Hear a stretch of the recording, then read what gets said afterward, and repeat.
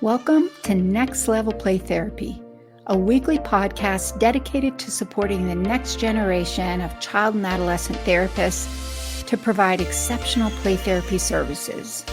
We'll explore all things play therapy to elevate your work with children and adolescents using the therapeutic powers of play. I'll discuss practical tips and ideas so you can provide a transformative experience for your young clients and make a real difference in their lives. So get ready to take your play therapy skills to the next level and make a lasting impact in the lives of children, adolescents, and families. Hey there, welcome to this week's episode of Next Level Play Therapy, where we talk about everything and anything related to play therapy to help you take your play therapy skills to the next level. So this week, I want to talk about something that I find comes up over and over and over when I am working with people in my Play Therapy Academy, which is my online play therapy consultation program. Also, when I do live webinars, or in the past, when I did in-person trainings, which I'll be doing again, hopefully in 2024, that'll happen again. And I talk about these a lot in my online courses as well, because I find that when we're thinking about case conceptualization and using that information for treatment planning, one of the things that comes up over and over is, how am I going to set up play therapy for success?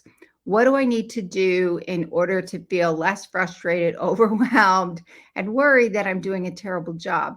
This usually comes up when we are working with parents. This question comes up a lot when I start talking with people about what's going on with their case, and we go through a little bit of the case conceptualization to really understand what's at the root of the problems. That's the purpose of that case conceptualization.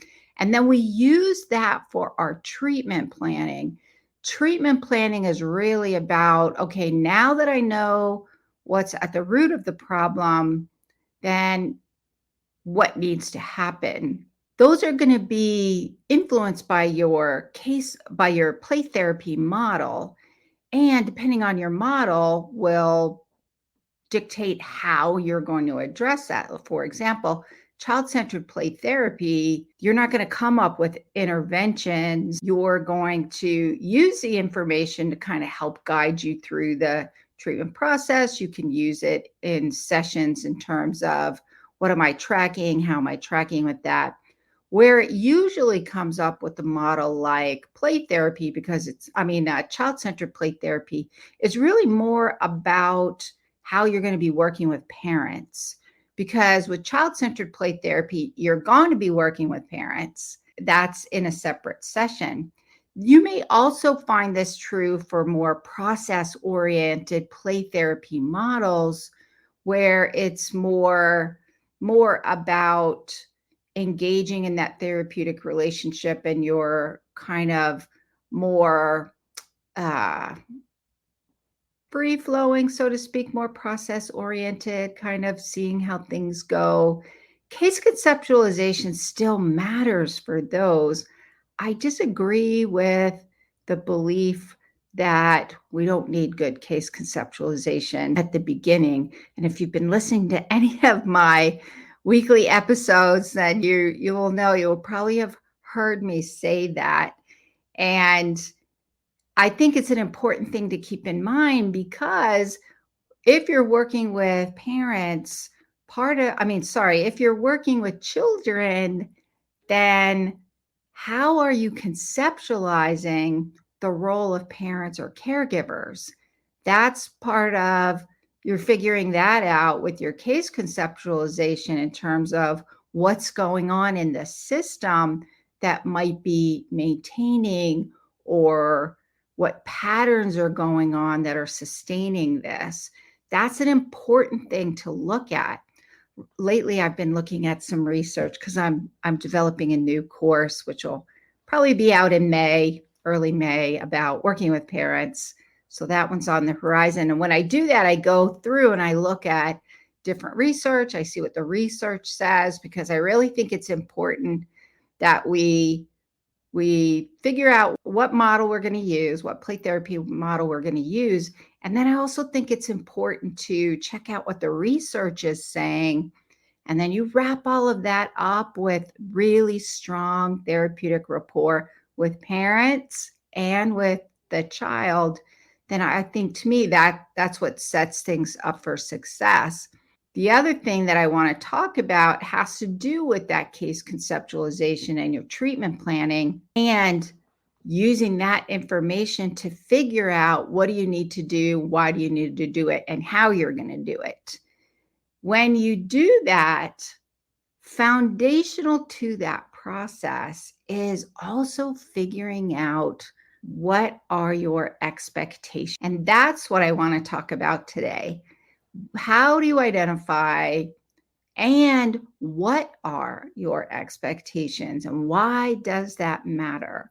This is especially true when you're just getting started. I remember when I just got, like 30 years ago, I had no idea. I didn't know. And part of the process is figuring that out. And a lot of the things that I've learned over the last 30 years working in mental health with children and families is really important to figure out what your expectations are.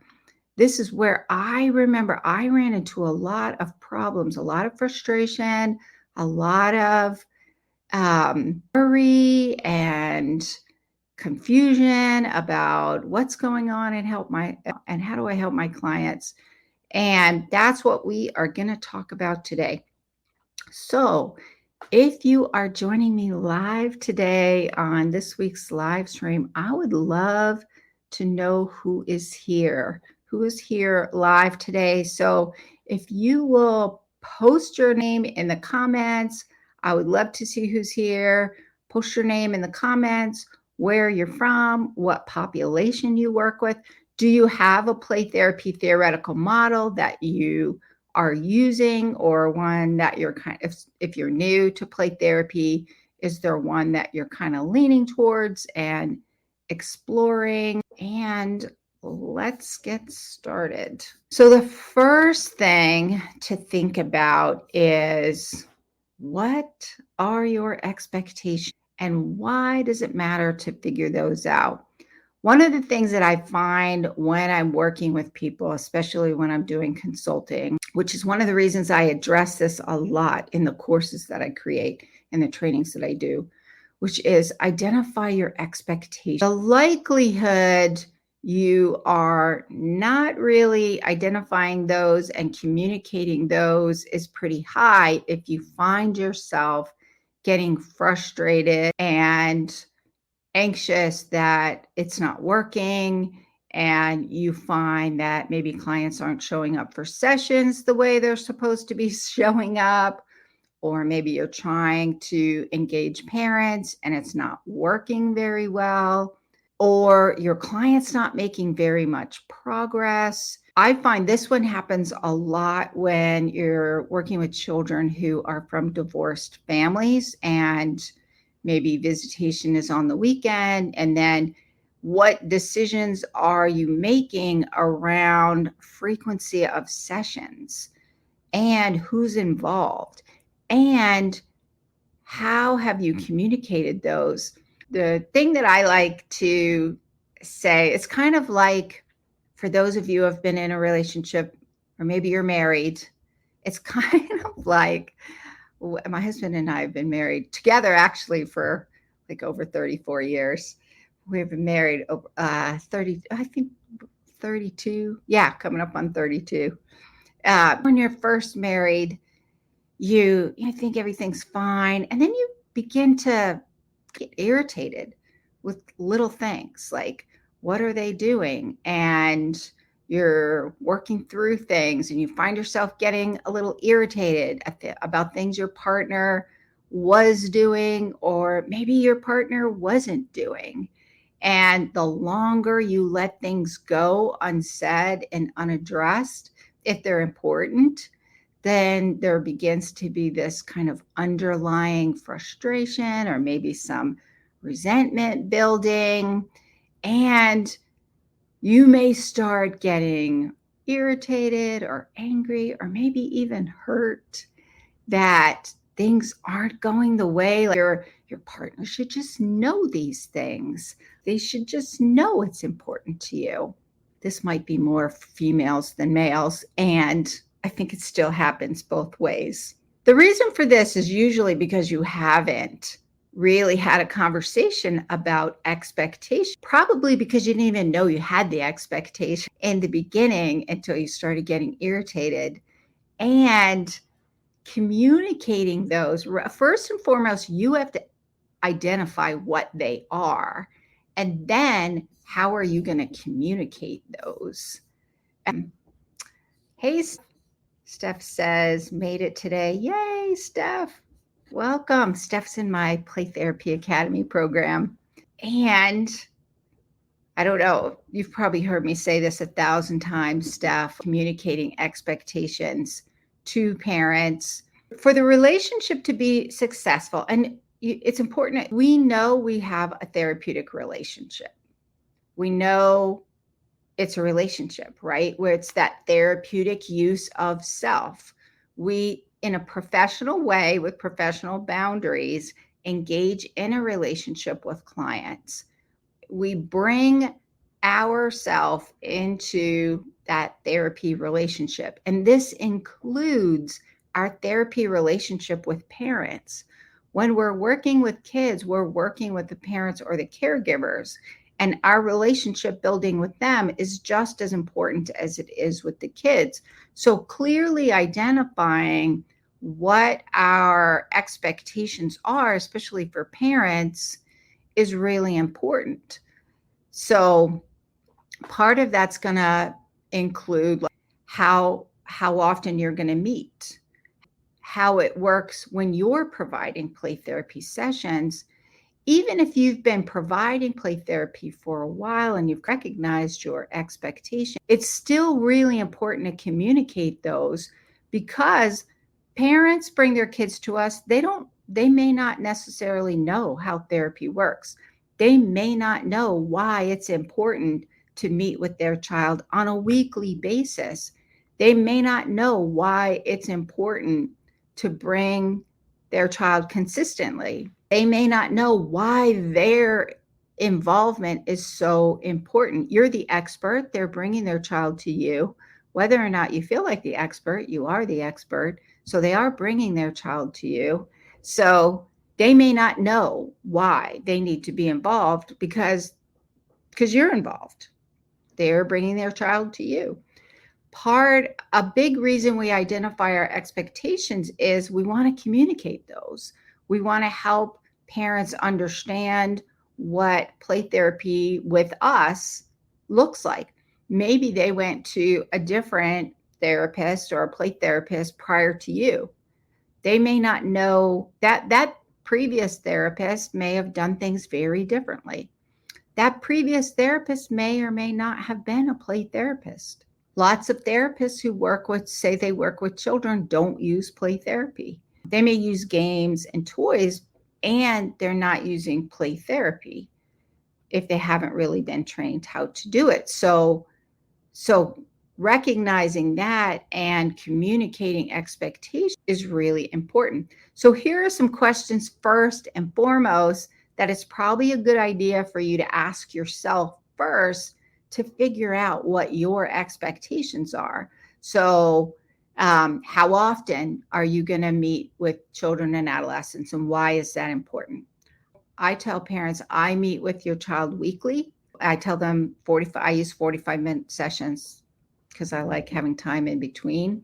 Why is that important? So I explain why consistency is important, why weekly sessions are important versus every other week. I also think it's important to figure out, how are you going to work with parents and why? And to me, this comes ties back in a lot to your case conceptualization. Now we're asking those treatment planning questions, which is who's going to be involved and why. So how are you going to be working with parents? What modalities of treatment are you going to be using? And why are you using those modalities, like parent coaching or parent-child sessions, or maybe family play therapy sessions? So the other thing is you want to recognize that structure is important, and you don't want to be too rigid. So when I say structure, that has a lot to do with frequency, how long the sessions are, who's in the sessions, what type of modality are you using, why do you need the parents to bring their clients on a weekly basis versus every other week?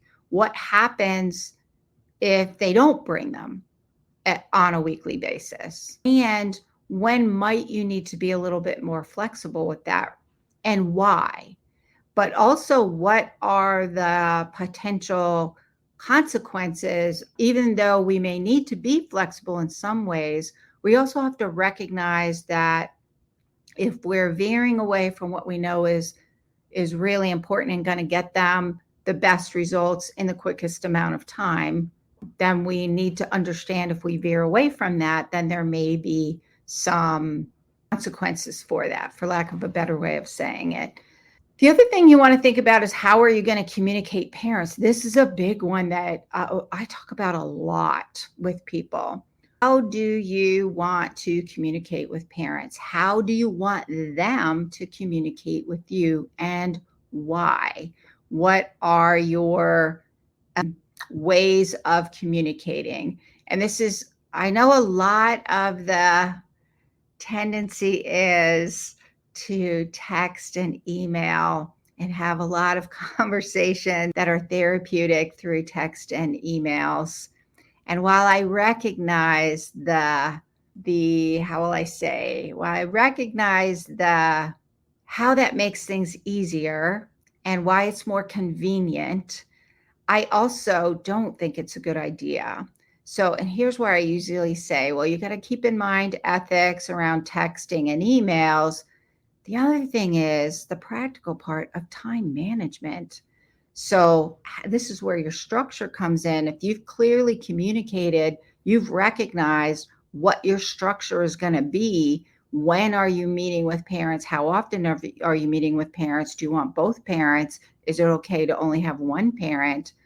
Or how are you going to manage it meeting with parents when parents are not together anymore and they're very high conflict? How are you going to manage that communication? Who's going to be talking to who? So maybe you decide, because it's high conflict, that you're going to use email communication, recognize and have conversations with parents around the potential privacy issues of that. But you also need to recognize that that information can be used in ways that you may not want it to be used, because it's not going to be helpful for the client's treatment. So that's where you have your structure, but sometimes you need to be flexible. You have to think about what might be the potential harm or potential for harm for that. Hey there, Mary Carla. So Mary Carla from Washington, D.C. I want to work with children with disabilities, especially neurodivergent and visually impaired or blind, or a combination of these. I'm just studying my RPT credential. Welcome, Mary Carla. I think Mary Carla is also in my Facebook group, so welcome. That's awesome.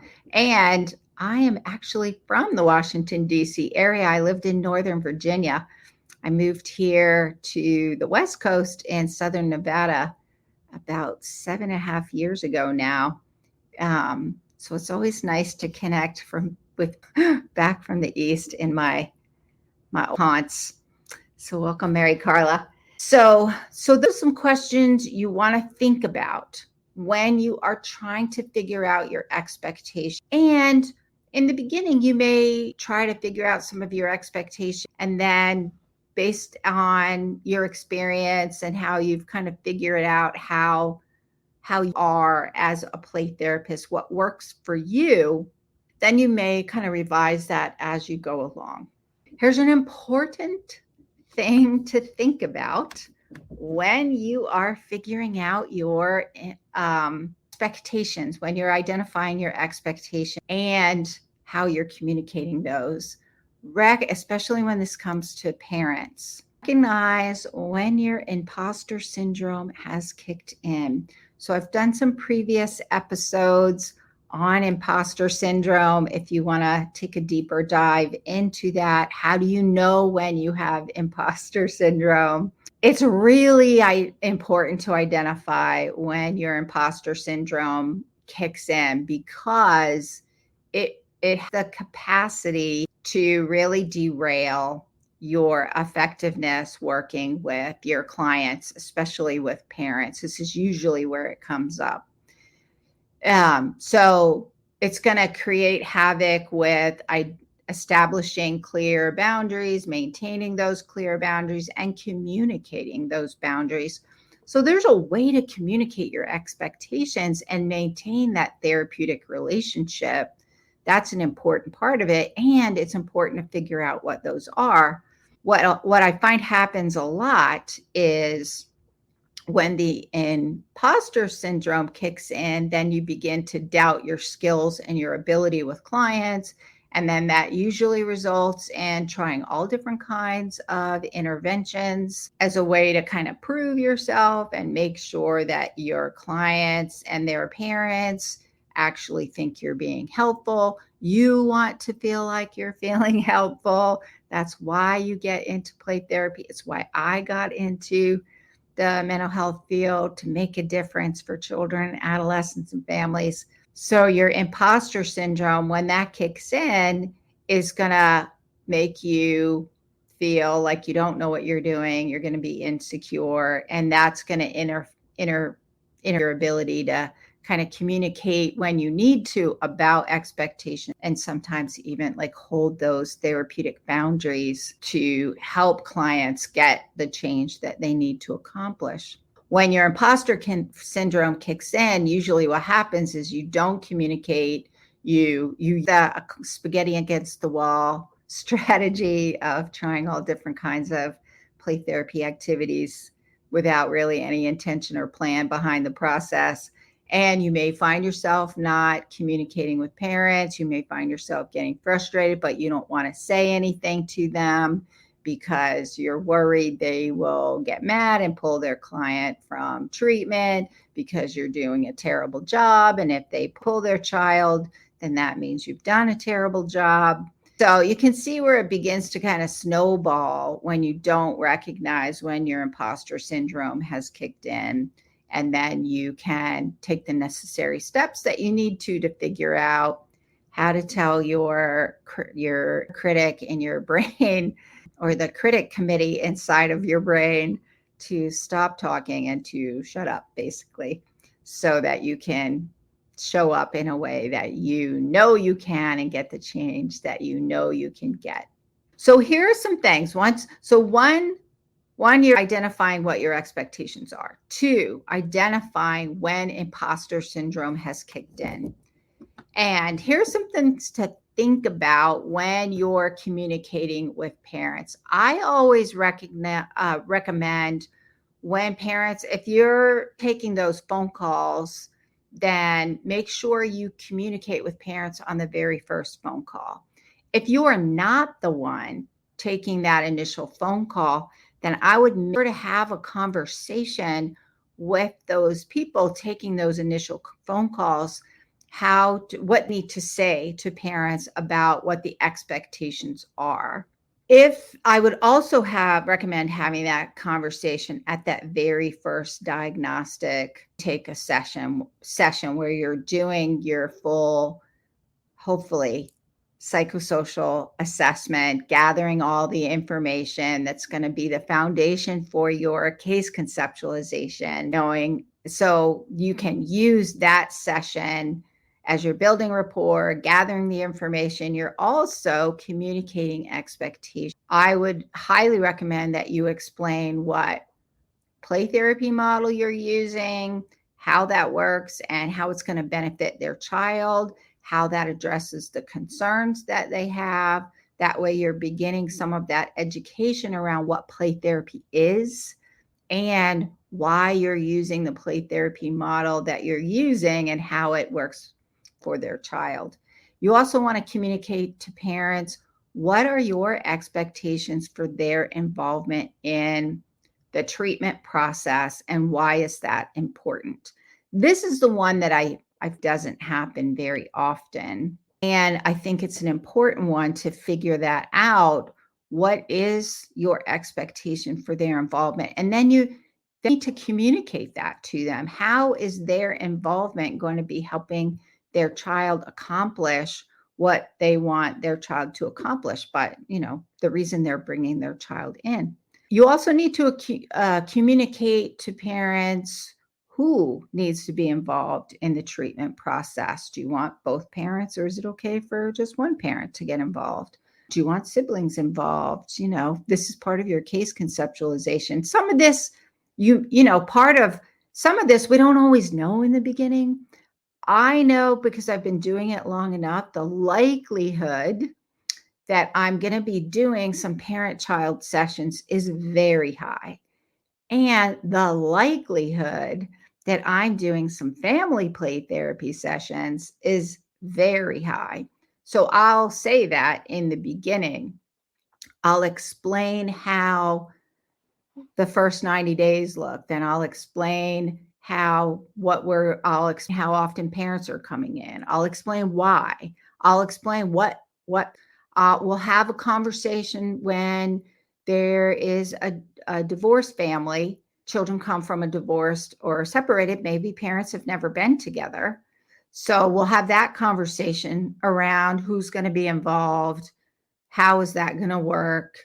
What are the expectations around privacy and communication? And you're going to have a conversation around how they can communicate with you, how you'll communicate with them. What are the expectations about email or text or getting phone calls in between sessions? Also, you want to be clear about what your boundaries are during play therapy sessions, because we do set limits during play therapy sessions. A lot of this is going to be influenced by your play therapy model. And one of the things that I loved, so my foundational training is child-centered play therapy. And I took child-centered play therapy from the National Institute for Relationship Enhancement, NIRE, right outside Washington, D.C. in Bethesda, Maryland, with Bill Nordling.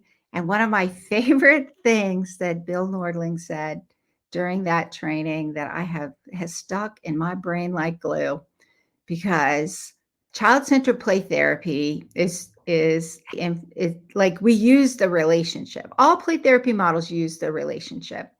In child-centered play therapy, that relationship is one of the core foundations of the play therapy process. And think about congruence. Can I be congruent? Can I show up congruent with unconditional positive regard and empathy, just enjoying the presence of my client? Can I do that if certain things are happening that on my inside, I'm like, that doesn't work for me. So identifying some of those things that you can and cannot tolerate is important. And Bill Nordling said in that training was you have to identify your own personal limits. Like, what are the things that are going to happen that will make you go out of that congruence, out of the holding unconditional positive regard and empathy for my client? And if I start finding myself dreading the specific clients coming, then I haven't set enough personal limits. That was so freeing for me. So then I figured out what those were and why they were. And that kind of made all the difference for me to be able to, when things happen, how do I get back into congruence? for unconditional positive regard and empathy. So identifying what that is, like what can I not tolerate? Why can't I tolerate it? We're therapists. We're always looking at the inner meaning and reason behind things. So we want to make sure they're not getting too rigid, because that's going to not allow that free and protected space for clients to make that progress. And at the same time, if there are certain things we're like, yeah, that'll send me into, shutdown mode internally, and I'll begin to dread that client. That's not therapeutic. So figuring out your expectations, what your limits are, is really, really important as well. So be clear about your boundaries, reinforce your expectations, especially around parental involvement. That's one of the things that I find comes up over and over, is not sure how to do that work with parents, which is one of the reasons I created I'm in the process of creating the course that'll be coming out probably sometime in early May, or maybe a little sooner, but definitely by early May. So that is it for today. Let me just do a recap. If you want to provide play therapy successfully and reduce your feelings of frustration and worry, then it's really important to identify what are your expectations and why you have them, and communicate those. And it's also important to figure out when your imposter syndrome has kicked in, because that will shut down your ability to communicate and maintain those expectations. It'll derail the effectiveness of your play therapy treatment that you're providing. Here's the thing. We all struggle with imposter syndrome, especially in the beginning. We all go through periods of feeling insecure, especially in the beginning. So if you recognize that you are struggling with imposter syndrome a lot, you may want to look at some of my previous, I think last week or the week before, I a lot more about imposter syndrome in previous episodes. You may want to go look at those or listen to those. So, and the other thing is, you need to make sure you communicate what those expectations are to clients at the very, very beginning. When you're clear about your expectations and you communicate those, I would say at the very first phone call, it gives parents or caregivers the ability to think, is this going to work for me? And they may decide that the expectations you have are not going to work with them, and they may go somewhere else. And that's okay, because that therapeutic relationship is important, and you want to set that up for success at the very beginning. So communicating that will help to reduce a lot of the frustration. Does that mean you won't have frustration or hit some bumps along the way? No, but at least you will have communicated what your expectations are. And so when you find yourself in a situation where you need to enforce those expectations, then they've already heard them. It won't be a surprise. The other thing is, parents are going to communicate their expectations to you, what they need, what they want. So having that conversation at the very, very beginning helps you decide, well, is this a good fit or not? And if so, then gives us a starting point as we're working together along the way. So that is it for today. So if you're interested in working with me, for Play Therapy Academy is my online play therapy consultation program. We meet twice a month, do consultation in a group, and we also some courses in there, some other bonuses and things like that. Currently, it's full. I will have one or two openings coming up. So if you're interested, you can schedule. If you're interested in learning more about Play Therapy Academy, then you can schedule a free 30-minute video with me to see if it's a good fit for you, We talk about expectations and how the process works, and then go from there. The other thing is, if you're interested in some of my online courses, I do have the case conceptualization course, which really helps you hone in on knowing what questions to ask and why. Why is it important to take that time at the very beginning? And yes, you do begin developing therapeutic rapport through the questions that you're asking. I always kind of think, how are you going to really understand what's going on with your client and how to help them if you haven't taken that time at the very beginning to ask all the questions and then formulate your case conceptualization to get a sense of what's going on?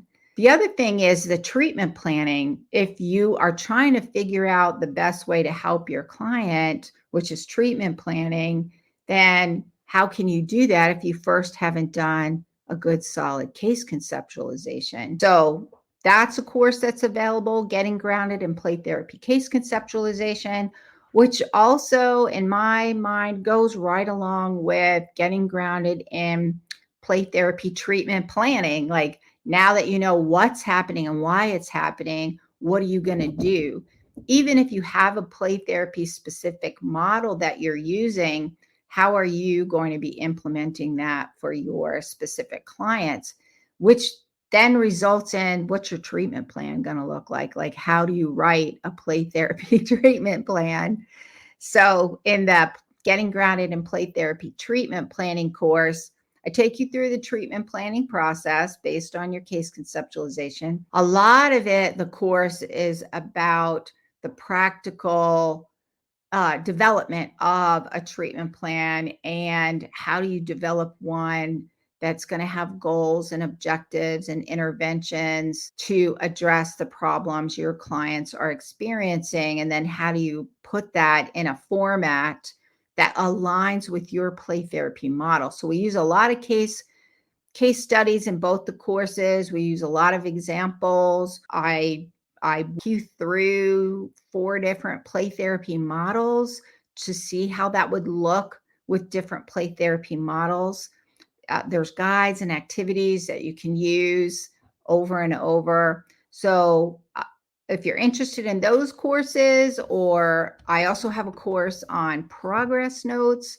How do you write progress notes that are going to align with your play therapy model and make sense and meet most agency requirements and insurance requirements? So a bunch of courses that I have available, also Getting Grounded in Play Therapy Foundations. If you're interested in any of those courses, then pop over to my website at rhplaytherapytraining.com/courses. And I will see you next week. Bye for now. Thank you for joining me on this episode of Next Level Play Therapy. I hope you found the discussion valuable and gained new insights and ideas to support your work helping children, adolescents, and families heal. If you enjoyed this episode, be sure to subscribe to the podcast and leave a review. Your feedback helps to improve and reach more people who can benefit from this information. Remember, play therapy is a powerful tool for healing and growth.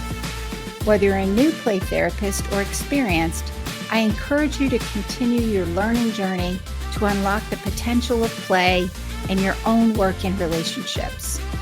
If you have any questions or topic suggestions for future episodes, I'd love to hear from you. Connect with me on social media and visit my website at Renewing Hearts Play Therapy Training to stay updated on upcoming episodes, trainings, and resources. Thank you once again for listening to Next Level Play Therapy. Until next time, keep playing, learning, and growing.